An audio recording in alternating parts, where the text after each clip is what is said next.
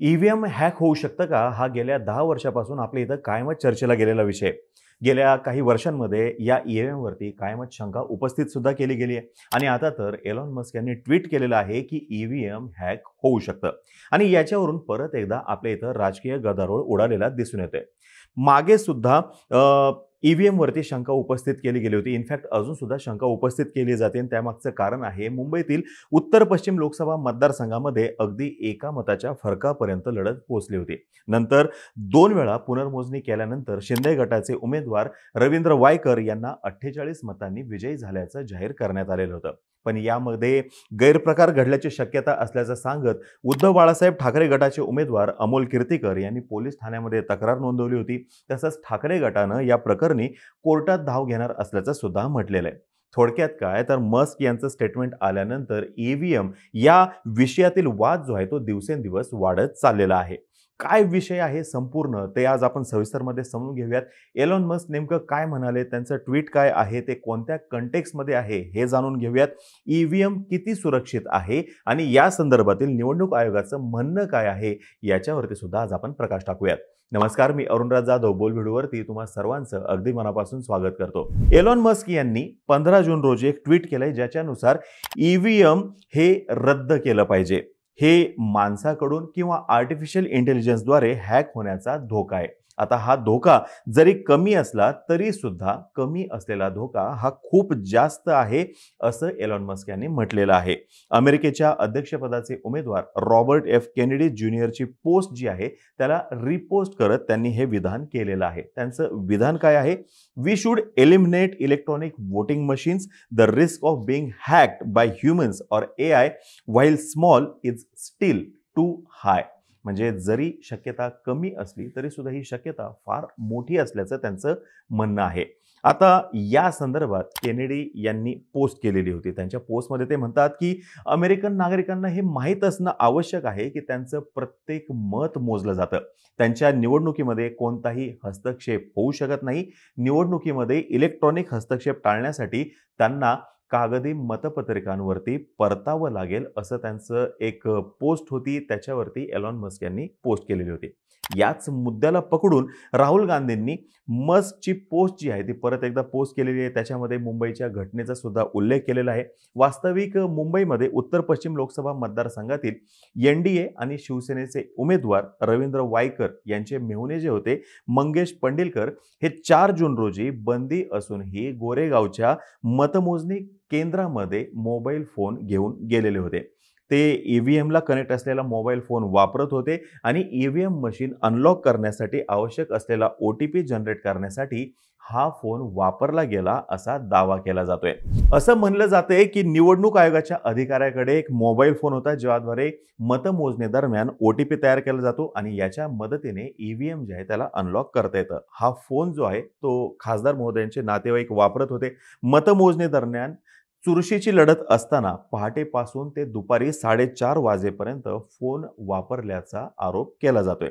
आता हा फोन जो होता तो अधिक तपासणीसाठी पोलिसांनी फॉरेन्सिक लॅबमध्ये पाठवलेला आहे आणि डेटा यासोबतच फिंगरप्रिंटचा शोध घेतला जाणार आहे असं सांगितलं जाते. आणि या एकूणच मुद्द्याला धरून ठाकरे गटानं निवडणूक अधिकारी जे होते त्यांच्यावरती आरोप केलेले होते.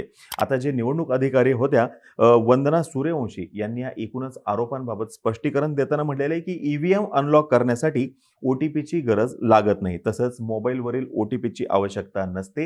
ही चुकीची बातमी असून त्याला काहीही आधार नाही. ईव्हीएमला कोणतेही कम्युनिकेशनची यंत्रणा नाही. ही एक फुलप्रूफ सिस्टीम आहे असंही त्यांनी सांगितलेलं आहे. मग एकूणच प्रकरणाला धरून खोटी बातमी पसरल्याप्रकरणी संबंधित वृत्तपत्राला त्यांनी नोटीस सुद्धा बजावली असल्याचं सांगितलेलं आहे. आणि त्यांचं स्पष्टीकरण आल्यानंतर संजय राऊत यांनी प्रत्युत्तर दिलेलं आहे की तंत्रज्ञानाच्या जगतातील दिग्गज व्यक्ती एलॉन मस्क जर का आरोप करत असले ईव्हीएम हॅक होऊ शकतं आणि जर का निवडणूक अधिकारी वंदना सूर्यवंशी या वेगळे दावे करत असतील तर एलॉन मस्कला वंदना सूर्यवंशीकडे शिकवणी लावावी लागेल. थोडक्यात काय, आधीच या मुद्द्यावरती मोठ्या प्रमाणामध्ये संशय असताना मस्क यांच्या ट्विटने संशय अजून वाढवलेला आहे. मागे इन्फॉर्मेशन टेक्नॉलॉजीचे मंत्री राहिलेले राजीव चंद्रशेखर यांनी मात्र मस्क यांचा दावा चुकीचा असल्याचं म्हटलेलं आहे. मस्क हे तंत्रज्ञान क्षेत्रात काम करतात, तर राजीव चंद्रशेखर यांनीही चिप डिझायनिंग क्षेत्रामध्ये काम केलेलं आहे, ज्याच्यामुळे या विषयाबाबत अजून संभ्रम निर्माण होताना दिसतोय. 2014च्या निवडणुकीमध्ये ही मशीन हॅक करत असल्याचा दावा US मधील एका हॅकरने केला होता. त्या निवडणुकीमध्ये भारतीय जनता पार्टीने प्रचंड बहुमताने विजय सुद्धा मिळवला होता, पण हा जो दावा केला गेलेला होता तो दावा त्यावेळेस निवडणूक आयोगाने फेटाळला होता. राजीव चंद्रशेखर म्हणतायत की मस्कच्या मते कोणतीही सुरक्षित डिजिटल हार्डवेअर जी आहे ती असू शकत नाही, कोणीही तसं बनवू शकत नाही आणि हे चुकीचं आहे. त्यांचं विधान US आणि इतरत्र लागू होऊ शकतं, जिथे इंटरनेट कनेक्टेड मतदान यंत्र तयार करण्यासाठी एकूण कम्प्युटर प्लॅटफॉर्म जे आहे त्यांचा वापर केला जातो. भारतीय EVM सुरक्षित आहेत आणि कोणत्याही नेटवर्क किंवा मीडियापासून ते कनेक्टेड नसतात. ब्लूटूथनी कनेक्टेड नाही आहेत, वायफाय किंवा इंटरनेटने सुद्धा ते कनेक्टेड नाहीत, म्हणजे त्याला कनेक्ट करण्याचा कोणताही मार्ग उपलब्ध नाही. फॅक्टरी प्रोग्राम केलेले नियंत्रक जे पुन्हा प्रोग्राम केले जाऊ शकत नाहीत, अशी ही EVMची रचना आहे आणि EVMची रचना ही भारताने केलेली आहे आणि भारताजवळच हे तंत्रज्ञान आहे आणि ते हॅक करणं शक्य नाही असा त्यांचा दावा आहे. आता खरंच हे हॅकिंग करणं शक्य आहे काय, हा प्रश्न तरी सुद्धा अनुत्तरित राहतो. इलेक्ट्रॉनिक मतदान यंत्र पूर्णपणे सुरक्षित असल्याचा दावा निवडणूक आयोगाने वेळोवेळी केलेला आहे. म्हणजे अगदी कोर्टामध्ये जरी या संदर्भातल्या केसेस असल्या तरी सुद्धा कोर्टामध्ये त्यांनी त्यांचा स्टँड बदललेला नाही. तरी सुद्धा हे मशीन हॅक होण्याची भीती वेळोवेळी व्यक्त केलेली दिसून येते. मागे पण अमेरिकेतील मिशिगन युनिव्हर्सिटी संबंधित शास्त्रज्ञांनी एक उपकरण जे आहे ते या मशीनला जोडलेलं होतं आणि मोबाईल फोनवरून मेसेज करून त्या मशीनमध्ये जे काही रिझल्ट्स येतात ते बदलता येऊ शकतात, असं त्यांनी एक प्रयोग करून संपूर्ण जगाला दाखवलं होतं. पण त्यांनी केलेला दावा जो आहे तो नाकारला गेला होता आणि असं म्हटलं होतं की भारतामध्ये अशा पद्धतीचा जर का प्रयोग करायचा असेल तर मुळात हा प्रयोग करण्यासाठीच EVM मशीन जे आहे ते उपलब्ध होणार नाही.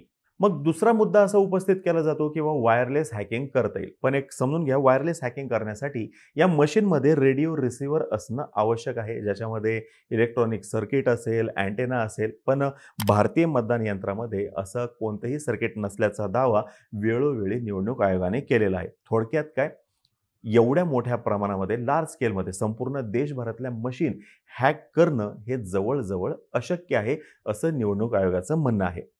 33 देशांमध्ये इलेक्ट्रॉनिक वोटिंग पद्धतीने मतदान होतं. काही देशांमध्ये मतदान यंत्राच्या विश्वासार्हतेबद्दल निश्चितपणे प्रश्नचिन्ह निर्माण झाले. मागे सुद्धा सुप्रीम कोर्टात या संदर्भातली केस होती, तेव्हा आपण याचा उल्लेख केलेला होता. व्हेनेझुएलामध्ये झालेल्या निवडणुकांमध्ये मतदान यंत्रामध्ये गडबड झाल्याचा आरोप करण्यात आला होता. प्रत्यक्ष झालेलं मतदान आणि मतदान यंत्रामध्ये असलेली नोंद याच्यामध्ये तफावत असल्याचं समोर आलेलं होतं. अर्जेंटिनामध्ये सुद्धा मतांच्या गोपनीयतेसंदर्भात शंका व्यक्त करण्यात आलेली होती. इराणमध्ये तर काही ठिकाणी रिवोटिंग घ्यावं लागलेलं होतं आणि काही ठिकाणी या यंत्रांमध्ये तांत्रिक बिघाड झाल्याचं सुद्धा स्पष्ट झालेलं होतं.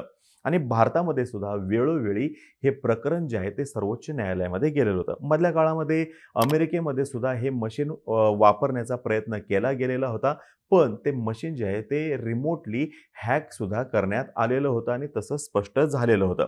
यावर्षी एप्रिलमध्ये EVM आणि VVPAT यामध्ये ज्या स्लिप्स असतात त्याच्या 100% क्रॉस चेकिंगच्या मागणीबाबत सर्वोच्च न्यायालयामध्ये सुनावणी झाली होती. पण याच्याशी संबंधित इतर सुद्धा ज्या काही याचिका होत्या त्या सर्वोच्च न्यायालयाने फेटाळल्या होत्या. राजकीय पक्ष जे आहेत ते वारंवार EVM संदर्भात प्रश्नचिन्ह उपस्थित करताना आपल्याला दिसत आहेत. चंद्रशेखर यांनी एलॉन मस्क यांच्या ट्विट संदर्भात सविस्तर वृत्त दिलेलं असलं आणि EVM भारतासारखे डिझाईन तयार करायला हवं असं त्यांना सल्ला दिलेला जरी असला, आम्ही तुम्हाला ट्युटोरियल पाठवू असं जरी त्यांनी म्हटलेलं असलं, तरी सुद्धा मस्क यांनी चंद्रशेखर यांना अगदी मोजक्या शब्दामध्ये उत्तर दिल्यानं म्हणलेलं आहे की काहीही हॅक होऊ शकतं. आता या ठिकाणी हेही समजून घेणं गरजेचं आहे की एलॉन मस्क यांनी केलेलं ट्विट जे आहे ते अमेरिकेसंदर्भात केलेलं ट्विट आहे. भारताचा आणि भारतातील EVM मशीनचा त्यांनी कुठेही उल्लेख केलेला नव्हता, तरी सुद्धा आपल्या इथं ही चर्चा मोठ्या प्रमाणात होताना दिसते. शेवटाकडे येताना हे सांगणं आवश्यक आहे की निवडणूक प्रक्रियेमध्ये तंत्रज्ञानाचा वापर कमी करायला हवा की जास्त करायला हवा, हा निवडणूक आयोगाचा निर्णय आहे, तो त्यांचा धोरणात्मक निर्णय. पण ज्या काही शंका उपस्थित केल्या जात आहेत, या शंकांचं निरसन जे आहे ते येणाऱ्या काळामध्ये होणं आवश्यक आहे. ते सुद्धा जाहीरपणे त्याचं निरसन होणं हे आवश्यक आहे. म्हणजे काय, तर चर्चा जी आहे ती एकदाची थांबेल आणि परत या एकूणच प्रक्रियेविषयी, भारतातील लोकशाहीविषयी प्रश्नचिन्ह उपस्थित केले जाणार नाहीत. आता ही माहिती जर का तुम्हाला आवडली असेल, खाली कमेंट बॉक्समध्ये नक्की सांगा. तोपर्यंत आम्हा सर्वांचे व्हिडिओ जास्तीत जास्त लोकांपर्यंत पोहोचवा आणि चॅनलला सबस्क्राईब करायला थोडं विसरू नका. धन्यवाद.